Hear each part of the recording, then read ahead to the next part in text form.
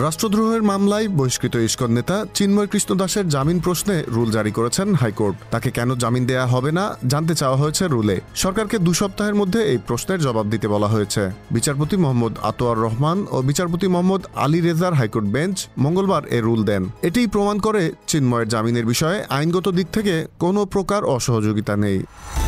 অন্যদিকে ভারতীয় মিডিয়াগুলো এই বিষয়টিকে নিয়ে বিভিন্ন সময় বিভ্রান্তিমূলক সংবাদ প্রকাশ করে আসছে। তারা বলার চেষ্টা করছে যে ষড়যন্ত্রমূলকভাবে চিন্ময় কৃষ্ণের জামিন দেয়া হচ্ছে না, এটি একান্তই ভারতীয় মিডিয়ার মিথ্যাচার। দেশের সর্বোচ্চ আদালতে চিন্ময় দাসের মামলার বিচার চলছে। জামিন পাওয়া একজন মানুষের নাগরিক অধিকার। আদালত সার্বিক বিষয়গুলো বিবেচনার পর তাকে জামিনযোগ্য মনে করলে অবশ্যই মুক্ত হবেন চিন্ময় দাস।